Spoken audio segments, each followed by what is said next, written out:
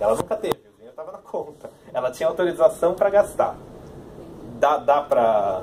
Isso é importante quando a gente for falar de... Você apresenta tudo junto, né? Você não apresenta as coisas separadas. Você não fala, ó, quanto tem na conta e quanto tem na autorização. Não, a prefeitura divulga os balanços de caixa também, mas ela divulga como coisas separadas. Uma coisa é o recurso que ela tem, o fluxo de caixa, quanto ela tem investido, quanto ela tem aplicado, quanto está entrando todo mês de receita, o quanto está saindo na forma de pagamentos. Isso é um fluxo que ele é contínuo e ele não é anual, né? Não está submetido a essa mesma lógica do orçamento. O orçamento é um instrumento de planejamento dos gastos para um ano. Então ele tem regras diferentes, essas coisas ocorrem em fluxos diferentes. E isso, em geral, os jornalistas têm muita dificuldade de entender. Assim, em geral, quando você olha matérias, e não é porque é difícil mesmo, é super abstrato. Eu estou falando, mas assim, 2 anos atrás eu não entendia nada disso. Mas você tem muitas matérias que isso é confundido. E a gente vai, quando eu for falar de remanejamento, eu vou falar um pouco às vezes essa confusão tem implicações. Então, eu acho que se você explicasse o ciclo de gasto entre a previsão orçamentária, o empenho e a execução, isso fica mais claro, entendeu? Porque normalmente a confusão está aí, porque como é diferente de uma empresa que você tem. É diferente do nosso dia a dia, né? Porque a gente tem uma conta e a gente vai usando aquela conta. Ela pode estar maior quando a gente recebe o salário, pode estar menor. Mas a gente não trabalha com uma lógica orçamentária, a gente trabalha com uma lógica de disponibilidade de caixa. A nossa visão de gestão financeira vem daí, né? Intuitiva vem daí. Então, recebi meu salário, eu tenho lá X mil reais na minha conta, eu vou usando isso, mês que vem entra mais. Eu vou olhando contra a minha disponibilidade de caixa. É diferente, a visão de orçamento é diferente. O fluxo de caixa, ele vai sendo feito, ele influencia o orçamento, porque se meu fluxo de caixa, eu previ lá no orçamento que eu vou arrecadar 50 bilhões no ano. Aí começa o ano, uma puta crise, que nem esse ano. Você tá vendo que você não vai arrecadar 50 bilhões, você vai arrecadar menos, porque a sua previsão estava otimista. Então você tem que ir ajustando, aí você vai fazendo contingenciamentos, congelamentos, você vai recolhendo cotas orçamentárias, a gente vai falar de tudo isso. Eu vou explicar o ciclo da... Eu acho que uma das coisas que a gente tem dificuldade de entender de fora é por que as administrações têm tanta dificuldade em executar aquilo que está previsto no orçamento. E passa pelo rito de execução. Eu vou falar disso. Tem uma parte que é só sobre... aquele tópico, execução orçamentária, é só sobre isso. Qual é o rito de execução da despesa, como é que funciona, onde estão os entraves. Porque daí, quando eu for falar de orçamento, quando fechar o ano, a gente vai poder entender melhor o que entra no resto a pagar. Então, resto a pagar é uma coisa super complexa, porque esse é um dado muito difícil de visualizar. E ele é pouco transparente. É pouco transparente. Ele é difícil de entender a lógica, mesmo depois que você entende, é difícil de ver. Os sistemas, eles operam na lógica dessa anualidade. Então, vou entrar lá no CIOP, eu consigo ver os gastos de 2015. Acabou 2015, vai estar lá a despesa empenhada, um certo valor liquidado, mas o quanto foi pago some, assim, é difícil você ver. Pelo menos isso o quanto vai ser pago, como resta a pagar, ele não aparece de forma muito transparente mesmo. Chegaremos lá. Na execução orçamentária, você vai falar dos repasses, dos estados investidos, que se não forem gastos, voltam, você vai explicar isso? Sim. E isso de não poder ter operação de crédito maior do que despesa de capital, vale para a determinação também ou é só um controle sobre os estados investidos? Acredito que valha. Porque, não sei, mas a impressão é que as operações de crédito superam o que por exemplo, no ano de déficit primário você não tem, você se financia com operação de crédito, provavelmente para você vai gastar em investimento. Faz sentido. Talvez seja uma regra só para o Estado. Eu posso levantar, aí eu trago na semana que vem. Amanhã, semana que vem. Gente, só para lembrar, gente.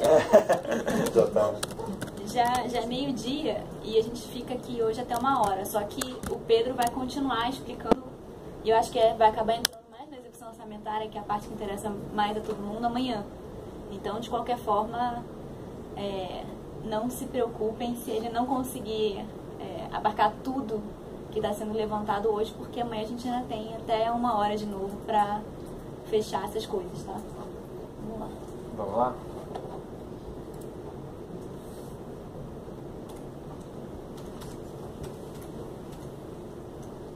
A gente estava aqui. Isso. Bom, como é que o governo monta uma proposta orçamentária?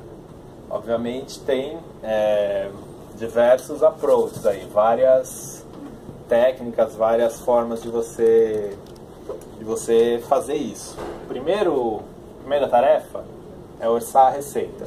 Então, como é que a receita, como é que o governo monta uma previsão de receita anual para compor o orçamento?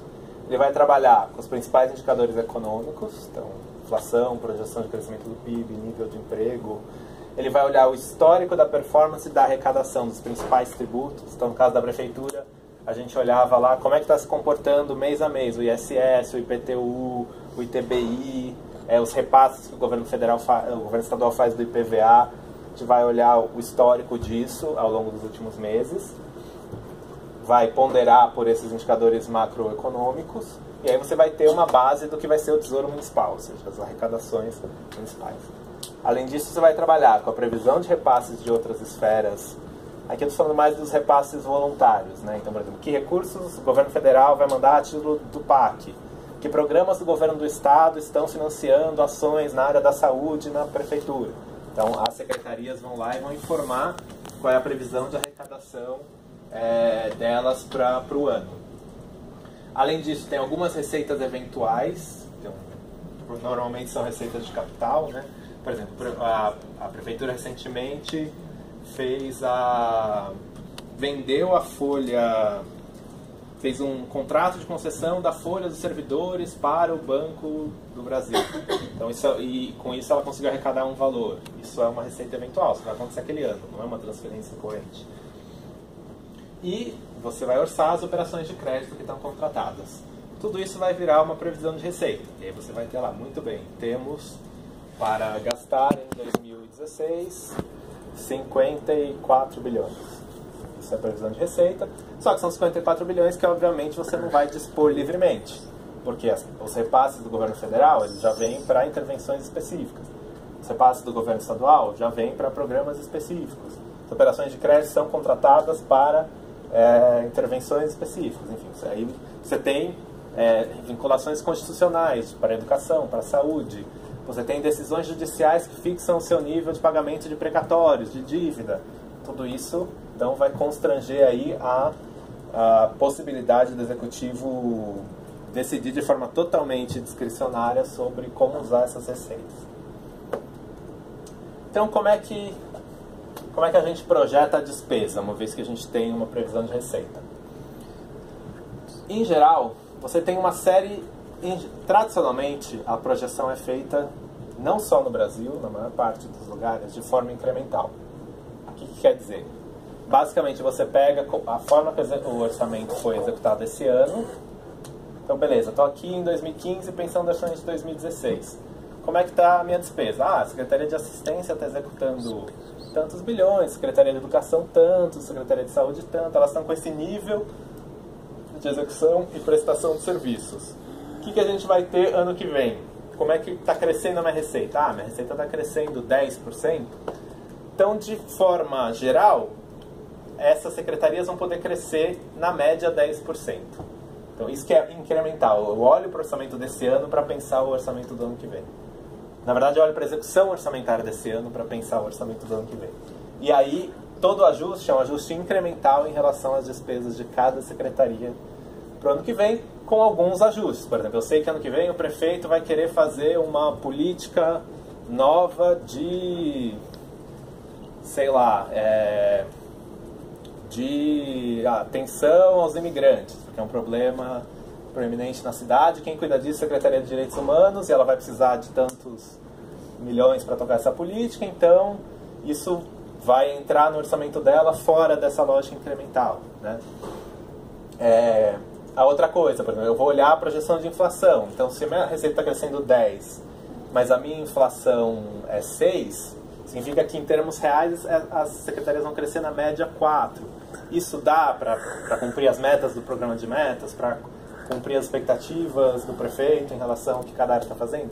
Enfim, mas é sempre olhando para a execução desse ano para pensar o ano que vem. Isso é a base da ideia de orçamento incremental. Tradicionalmente, a gestão de orçamento no setor público, a elaboração de orçamento no setor público é feita assim.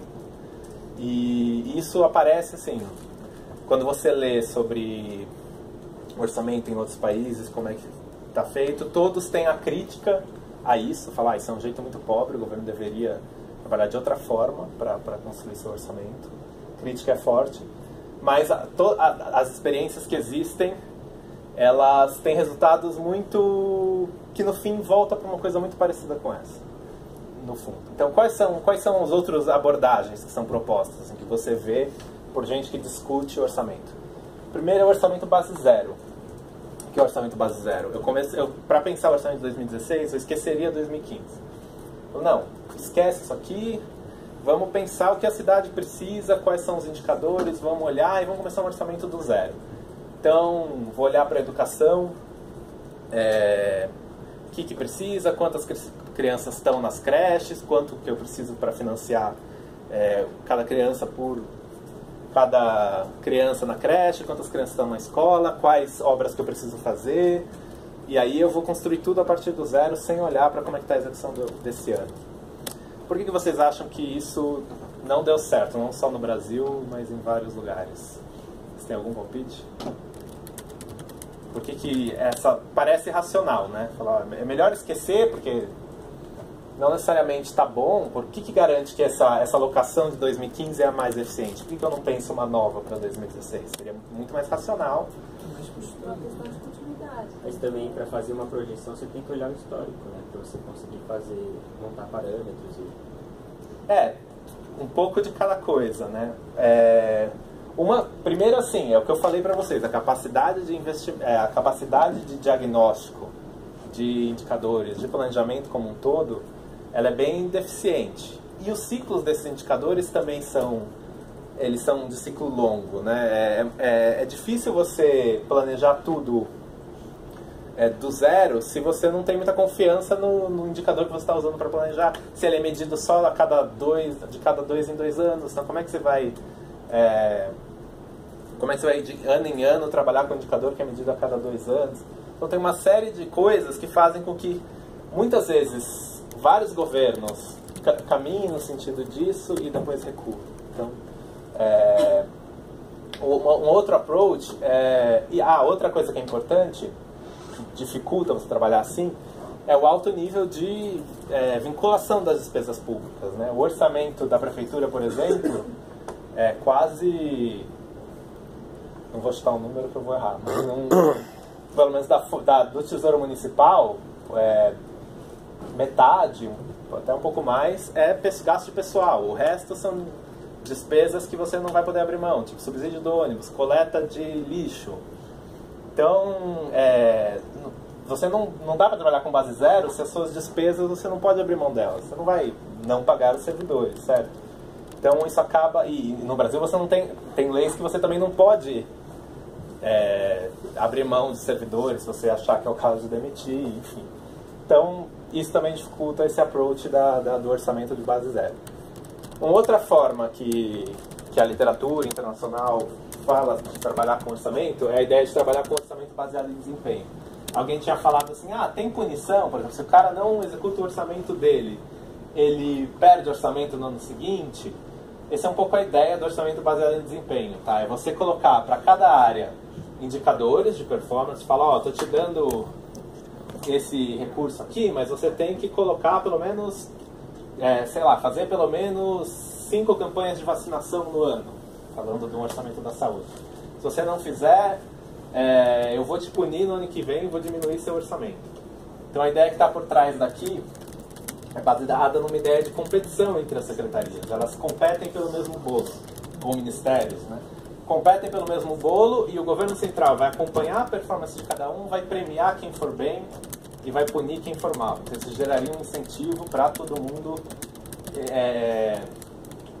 executar, enfim, ir atrás do seu, correr atrás do seu, e você teria uma execução orçamentária melhor. Por que você acha que os governos também têm dificuldade com esse conceito? Isso é um problema. Isso é um problema. Mas suponham assim. Vou contar uma história prática que aconteceu na minha experiência na prefeitura, para vocês terem uma ideia. Bom, eu falei rapidamente, né? Eu trabalhei na Controladoria Geral do Município, foi criada na gestão Haddad, e a secretaria não existia, né? Então, o que significa isso na prática? No primeiro dia de trabalho, eu cheguei para trabalhar, estava eu, o secretário, a menina lá que atendeu o telefone e o motorista. Essa era a equipe. E aí, como não existia a secretaria, não tinha orçamento. E como o orçamento é vinculado ao ano anterior, quer dizer, não tinha mesmo, né, para 2013. Né? Muito bem. Aí começamos a trabalhar, enfim, aí depois foi aprovado na Câmara uma reforma administrativa, foram criadas algumas secretarias, entre elas a Controladoria, onde eu trabalhei. E aí se criou a estrutura de cargos e tudo bem. Aí para 2014 já tinha um orçamento, existia a secretaria. Né? Só que, pela dificuldade, que aí entram complicadores que não estão nesse tipo de visão, por dificuldade de mão de obra, de recursos, a gente não conseguiu montar na secretaria uma equipe com atividade meio. O que é atividade meio? Você precisa ter uma pessoa para preparar o edital, para fazer a concorrência, para entrar no sistema e dizer que vai ter um pregão, para contratar tal coisa, enfim, coisa bem prática, que a gente chama das atividades meio.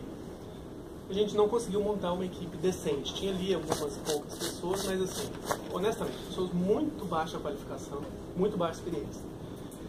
E o setor que eu comandava, que tinha um orçamento de R$900 mil para 2014, R$900 mil, era um setor que cuidava dessa questão de dados abertos, acesso à informação e tal. Então, a atividade fim do nosso setor, ela não era muito concreta, né? Não era um negócio de fazer um pregão para comprar cadeira, mesa, não era isso. Era mais uma questão de fazer eventos, fazer seminários, contratar consultorias. Pois bem, a gente fez, no começo de 2014, eu tive que aprender bastante de orçamento, que foi a minha experiência no setor público. A gente fez uma previsão para esse gasto. Nossa, a gente tem uma autorização para gastar. Acho que é importante esse aviso que o Pedro deu, né? Assim, a ideia de ter o orçamento é isso, eu tenho o dinheiro do caixa. Não, eu estou autorizado a gastar tanto. No começo do ano, quando a gente viu aquilo, nossa, R$900 mil a gente vai poder gastar com consultorias, com eventos, com palestras. Que ótimo, vamos fazer um monte de coisa. Leia do engano, né? A gente preparou todo um material, uma organização, um planejamento. Não, a gente vai alocar R$300 mil para isso para viagem técnica, passagem, isso para contratar especialista, consultor em dados abertos e não sei o quê, para dar o curso para funcionário. Só que a gente não conseguiu executar nem 10% disso no final do ano. Por quê? Por dificuldades da área meio, né? Eu cheguei a perder paciência com a pessoa da área meio. Eu cheguei a perder paciência com a pessoa que cuidava desse setor lá, porque eu falei, olha, eu preciso fazer um evento internacional, que a gente vai chamar um cara para falar sobre código de ética, sobre... Ah, mas eu não tenho experiência, eu não sei fazer isso. Eu sei fazer pregão para comprar cadeira. Sem fazer um edital para contratar um consultor internacional. Falei, olha, vamos tentar então conversar com alguém lá da CGU. Aí botei em contato, mas a pessoa da CGU falou, olha, fulano ali acho que não entendeu nada do que eu falei. Buscar referência. Um resumo da ópera. A gente começou a fazer evento gratuito, né, sem gastar nada, só gastava alguma coisa com coffee break. Que aí sim, né, o pessoal da área meio conseguia preparar o edital, preparar a execução e tal, porque já... E aí foi isso, né? Agora, honestamente, assim, modéstia às favas, e também tem os indicadores aí, por exemplo. A Controladoria ganhou um prêmio de inovação do setor público do CONIP, um projeto de dados abertos sobre diário oficial. Vários levantamentos aí, botou que a Prefeitura de São Paulo passou a ser em primeiro lugar em acesso à informação e tal. Foi uma coisa que um trabalho que a gente fez. Então, quer dizer, eu acho que a gente seria punido para dizer que não gastou nem 10% do orçamento, que incompetência. Não. É isso, então. Um dos problemas é, imagina que a sua meta fosse realizar 3 eventos internacionais no ano. Uma meta pouco inteligente, mas suponho que fosse. Você não conseguiu. significa que você tem que ter menos dinheiro no ano que vem? Ou talvez signifique que você precisa de mais para ter um servidor que consiga fazer a operacionalização? É difícil você interpretar que sinal o indicador está te dando. A vacinação ela é sintomática, porque se o cara tinha grana para 5, só fez 4, no ano seguinte ele recebe menos dinheiro e vai fazer 3. Aí a população que precisava de 10 vai ter 7. Isso. A outra é assim, é a política que está envolvida. Imagina assim, que a meta, tentando, suponha que a Secretaria de Transportes em 2013 da Prefeitura de São Paulo tivesse uma meta que não cumprisse, e aí a gente fala, então em 2014 a gente vai cortar seu orçamento. E aí vem aquele movimento todo do passe livre, tudo aquilo que aconteceu. Quem que vai cortar dinheiro do transporte no ano que vem, entendeu? Ou então quem que teria coragem de punir a performance de uma secretaria que nem a Secretaria de Educação, que presta um serviço que é visto como essencial por todo mundo, como prioridade absoluta de todo mundo, enfim. Até porque, na verdade, o interesse maior é do próprio gestor executivo, que é quem foi eleito e quem presta, quem é o representante, quem presta contas maiores à sociedade. O servidor que está na ponta ou o secretário que foi indicado e não tem pretensões políticas ali, se para ele não gastar e tal, não tiver mais dinheiro no ano seguinte, não é exatamente um grande problema, né? Então, aí só gostaria de somar um relato que o Fabiano tinha um amigo, ele é até conselheiro da Open Knowledge no Brasil, ele foi diretor do Planetário por muitos anos. E aí é um problema assim, porque vira um conjunto de medíocres. Porque o cara quer fazer uma coisa nova, que nem o Fabiano mencionou, meu amigo queria fazer projetos lá dentro do Planetário, ficava estagnado. Então eu tenho a pergunta, para onde vai esse dinheiro que sobra? E aqui é uma pauta jornalística bem bombástica, porque a gente está pagando imposto, está na mão de uma máquina totalmente ineficiente, que não é gasto. Isso tem que ser, para mim nunca ficou claro, nem o jornalista conta. Não vejo no jornal falando da incompetência da máquina estatal de como é gasto nosso dinheiro. Isso aqui é gravíssima essa questão. E é pauta que então eu vou criar um blog para criar sobre isso. É impressionante. Se você tem pessoas talentosas, que nem o Fabiano, Fernando Nascimento lá no Planetário, que quer fazer uma coisa inovadora, esbarra na mão de pessoa que não sabe talvez nem ler e escrever direito.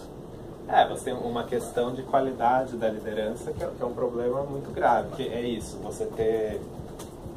Varia muito isso, eu olhando da prefeitura, não vou citar nomes, obviamente, nem secretarias, mas você vê que a qualidade da liderança dos secretários, do primeiro escalão, varia enormemente. Você tem gente muito comprometida, muito afim, que banca projetos inovadores, que pega essas pessoas e alça posições que elas vão poder executar o que elas querem fazer. Você tem pessoas que estão ali por outros motivos que não são o bem da política pública. Eu acho que tem um elemento também, Tom, isso que você está colocando, tem uma coisa... eu fiz um mestrado na IGV também, do mesmo que o Pedro fez, que só chamar a atenção, é mestrado em administração pública e governo. Eu lembro quando eu entrei lá, eu ficava, por que administração pública e governo? Só que quando você entra ali, você percebe que uma coisa é a gestão pública, é a burocracia, a máquina e tal. Outra coisa é a política. E uma crítica que eu sempre faço para meus amigos jornalistas e tal, é que assim, a gente não vê cobertura sobre administração pública. A gente vê cobertura sobre política. E geralmente sobre política partidária, né, sobre o off, a fofoca e tal. Então, quer dizer, uma boa matéria, né, que falasse dos gargalos da gestão pública, eu teria que falar, por exemplo, disso, né, ou da baixa qualidade, dos gargalos, né, porque às vezes você só fala o seguinte, os problemas quando são colocados, às vezes são colocados na conta de uma pessoa e tal. Eu acho que você tem problemas mais estruturais que independe se é PT ou PSDB que está ali, né? Quer dizer, eu já vi estudos lá dentro da prefeitura, que aliás nunca nenhum jornalista deu, falando sobre, por exemplo, a qualificação média da mão de obra, né? A idade média da mão de obra. Quer dizer, por exemplo, uma análise que eu vi foi a que lá na Prodan, que é a empresa de tecnologia da prefeitura, o tempo médio de serviço dos trabalhadores lá é de 28 anos. O tempo médio, o que significa isso? Significa que tem um monte de servidor lá que está lá há 30 anos, 40 anos, 50 anos. Sabe? Quer dizer, nada contra a experiência, né? Pelo contrário, a experiência é boa, né? Só que para uma empresa de tecnologia, ainda mais ultimamente, que a nossa tecnologia muda toda semana, ferramenta nova, o cara ficar 30, 40 anos com estabilidade, ele não vai aprender. E aí é o que a gente vê na prática, né? Uma das dificuldades de tentar inovação, no caso da prefeitura, é isso. Você ia começar com um funcionário por ano e ele não entendia o que eu estava falando. Mas é lógico, ele deve estar operando no IBM ainda, tela COBOL. Verde, né? Sabe, mas assim, mas ninguém nunca deu esse dado, né? Então a gente discute no jornalismo muita questão político-partidária, governo, a questão administração pública não se discute, né? Verdade. E aí ficam esses gargalos, né? É, e aí também, claro, falando o que o Pedro falou, tem muita coisa legal sendo feita iniciativas e tal, também, inovadoras que você pode fortalecer, entendeu? Você poderia até fortalecer, seria bom para a sociedade. Tirando um pouco também do peso, a nossa gestão pública, a gente sabe que é horrível, mas dá um reflexo da nossa sociedade também. Exato. A produtividade do nosso trabalho é ruim em todos os setores. É isso. A qualificação, a educação. E até essa mentalidade liberal, o Estado é ruim, o Estado é ruim. Então. É isso. E no fim o governo recruta pessoas da mesma base. A média da nossa sociedade é essa, pessoas mal qualificadas. Isso é verdade. Então vamos lá. Voltando aqui para os approaches para a projeção da despesa. Bom, então a gente já viu o orçamento, o PBB, né, Performance Based Budgeting. Ele começou, assim, o primeiro país que começou a trabalhar com isso foi os Estados Unidos, o Ministério da Defesa. Eles começaram a controlar as subunidades por performance. E lá funcionou que era uma beleza. E eles começaram a expandir isso para... Isso foi mais ou menos nos anos 70. Expandir isso para o resto da administração pública americana. E aí foi um desastre. Não funcionava e eles voltaram atrás e hoje trabalham... Lógico que tem... O orçamento lá é um pouco mais sofisticado, você tem mais indicadores de desempenho vinculados, tá? Mas a ideia de punir quem vai mal, premiar quem vai bem, isso perdeu bastante espaço, assim. Enfim, só contando essa história. Existe uma forma do orçamento ele ser feito, por exemplo, no orçamento incremental, mas existirem bônus de acordo com a produtividade, unir as duas coisas? A secretaria recebe um dinheiro, a possibilidade de um dinheiro a mais se ela cumprir determinadas metas? Você tem isso, mas não para o nível administrativo, não é a secretaria. Você tem bônus de performance em alguns estados no Brasil e algumas cidades que adotaram essa política. Minas Gerais fez uma reforma do aparelho de Estado deles e eles pagam 14º salário para os servidores das secretarias que atingiram a meta. Então a secretaria lá cada secretaria tem meta, é tudo gerenciado por projetos. Quem atingiu a meta ganha um salário a mais. Rio de Janeiro fez a mesma coisa. Então os servidores... E lá é mais complexo ainda. Você está numa secretaria que atingiu a meta, você tem 80% do 14º salário. E aí o resto dos 20% é o seu papel individual no cumprimento daquela meta. Isso é avaliado todo ano. Aqui também tem na Secretaria da Educação do Estado, né? E na Secretaria da Segurança também. Então tem... isso tem avançado no Brasil, tem gente a favor, gente contra, um debate grande. Em geral, o que a gente vê é que acaba virando um direito adquirido, assim, que a literatura mais recente fala isso. Acaba virando... No fim, as pessoas vão ter o 14º, vira uma coisa... as metas começam a ficar mais baixas para todo mundo conseguir atingir. Isso aí já a abordagem é mais crítica. Pode rolar umas pedaladas também, as metas. Pode rolar umas pedaladas. Total. Gestão por mais setor público, gente, é uma coisa complicadíssima, na verdade. É o que eu estudo, por isso. Mas isso é transparente, esse Transparente. bônus que é dado e as metas que são atreladas aos bônus. É transparente. E também é uma questão, assim, né? Se avaliar quais bônus foram dados e se houve de fato o merecimento ou não.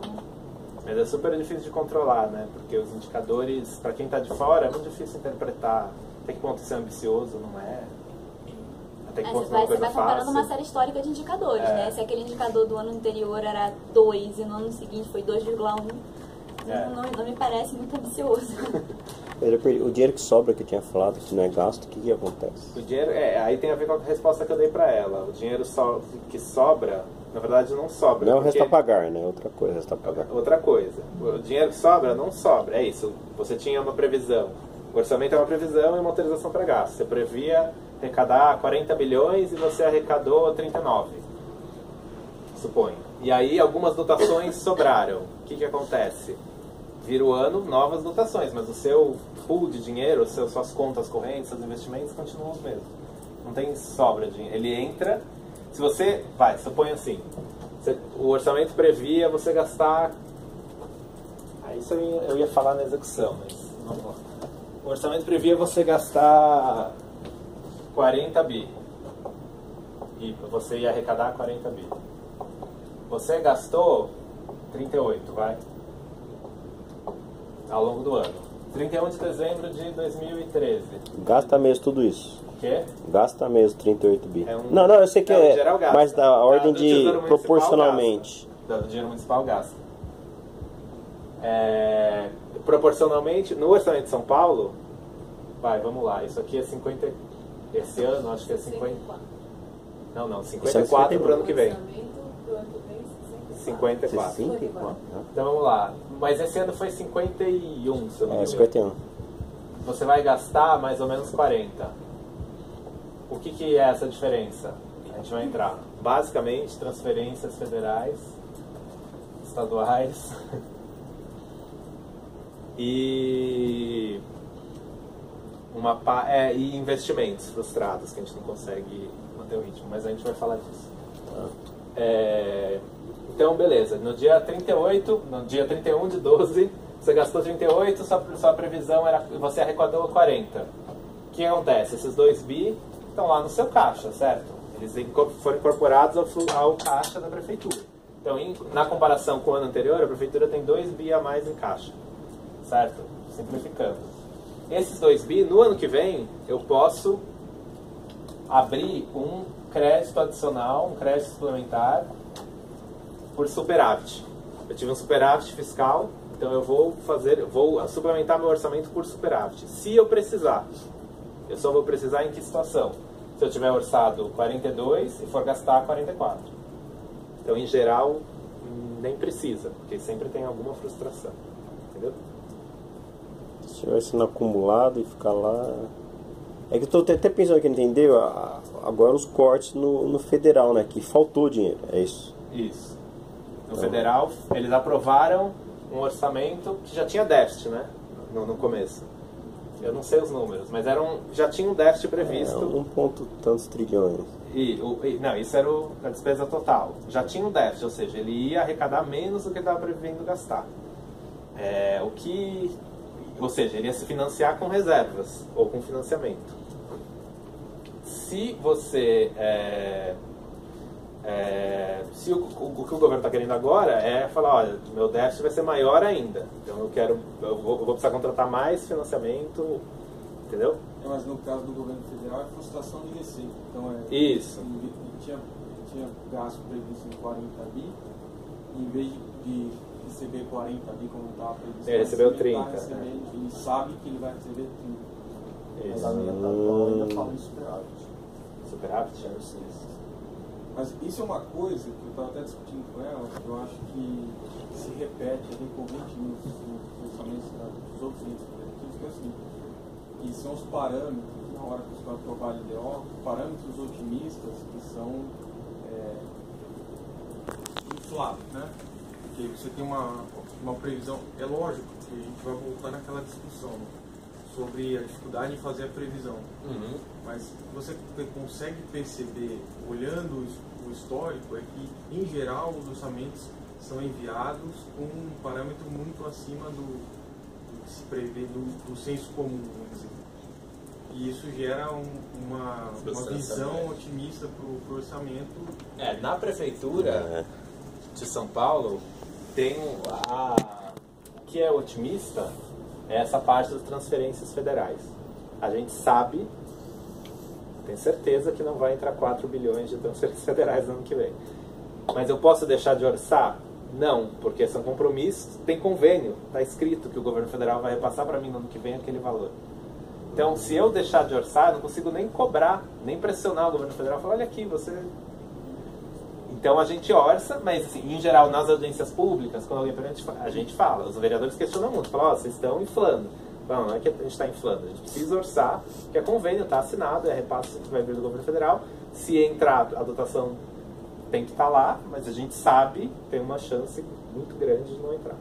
E aí vocês já deixam alguns gastos meio congelados, sabendo que não vai entrar essa possibilidade. Isso. Na verdade, quando a gente vai falar disso na execução. Quando inicia a execução orçamentária, tudo que é a fonte 02, que é a transferência federal, congela. Só vai liberar quando o dinheiro pingar na conta. Então isso começa já o ano, o primeiro decreto de execução orçamentária congela todos esses recursos. A gente sabe, não tem como liberar, senão as secretarias começam a empenhar reservas sem ter o lastro financeiro, sem ter a reserva. Normalmente o investimento ou não necessariamente? Quase assim, normalmente o grosso é investimento. Então é mais ou menos 8 bi de transferências federais que estão orçadas, 4 são custeio e uns 4 são investimento.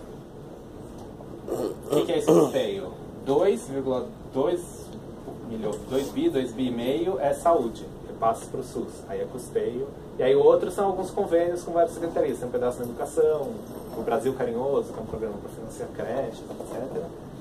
E os investimentos é basicamente PAC e um ou outro convênio que a prefeitura tem plano. E aí, no caso, quando não entra o repasse de custeio, que é algo que tem que ser pago, né? Tem que ser pago, então aí a gente tem que suplementar. Provavelmente, por exemplo, se é uma despesa da educação que não dá para cortar, tem que arrumar algum lugar no orçamento para fazer uma suplementação. Isso está pedalando nesse ano. Não, mas isso não é pedalar. Isso é remanejar. Não. É o governo pedalando. Isso. Mas eu sou uma prefeitura, aí eu sou secretária de educação, fui lá e vou reformar uma escola. Aí eu contratei, eu tenho autorizar, pode contratar. Eu vou lá e falo, ó, reformador da escola, pode reformar. Aí eu dou a ordem de pagamento. E aí? Aí eu já paguei. Mas Não, você não vai conseguir empenhar. Aí a gente vai falar quando a gente entrar na execução. A execução é o próximo? Não. Não, ainda vem as classificações. Mas você não vai conseguir, como o recurso vai estar congelado, como eu te falei, tudo que é transferência federal congela. Só vai descongelar quando aí pingar o recurso na conta. Aí quando pingar o recurso na conta, o recurso vai estar disponível para você. Aí você vai poder fazer a reserva, a licitação, o empenho. Mesmo assim, a execução do orçamento federal nesse ano, especificamente, tem atraso. Né? De fato, eles estão atrasando. De fato, estão atrasando. O prestador de serviço. Não, de obras, de investimentos do PAC, tá? O governo federal assinou com a cidade de São Paulo 8 bilhões de investimento na área de drenagem e mobilidade, corredores de ônibus. De fato, esses repasses estão super atrasados. Entrou até agora algo como 300 milhões, 400. E a prefeitura cobre ou uma parte a prefeitura está cobrindo, mas o que significa que o ritmo da obra está muito mais lento, porque a prefeitura também não tem capacidade financeira para cobrir no ritmo que precisaria, no ritmo que estava previsto inicialmente. A outra parte, alguma parte das obras a prefeitura nem começou. O decreto de segunda-feira afeta esse tipo de transferência também. Eu acho que já estava tudo congelado. Acho que... Depois você pode mostrar. Talvez na parte do custeio algumas coisas afetam. Aí teria que ver o que foi congelado. Pedro, você vai navegar uns exemplos que nesse daí de 8 bilhões entre só 300 milhões? Posso? Sim. Quando se fosse, é bem interessante. Beleza. Navegar. A gente navega. Seguimos? Tem tempo ainda? 20 minutos. Então vamos para a classificação. Aí começa amanhã a execução que mais. Classificação da receita e despesa. Essa aqui é aquela parte que eu falei que é importante a gente ter clareza aí de alguns conceitos para quando a gente for olhar os dados do orçamento, aquelas tabelas monstruosas com 1 milhão de categorias, a gente saber o que essas categorias são. Então, vai para a próxima, por favor, Natália. Então, essa aqui é uma rubrica de receita da Prefeitura de São Paulo. Tá? É uma rubrica de receita orçamentária da Prefeitura de São Paulo. A parte da receita, eu confesso que eu conheço menos, tá? Eu trabalhava mais com a parte da despesa. Então eu vou... mas eu me informei, dei uma estudada para tentar explicar aqui para vocês. Então esse aqui é como uma rubrica de receita, vai aparecer tanto no orçamento quanto nas tabelas que forem mostrar como é que está sendo o comportamento, como é que está sendo a arrecadação dessa receita. O que significam esses números? Aí eu vou pedir para você... O primeiro número vai te dizer qual é a categoria econômica da receita. Então, a receita começa com 1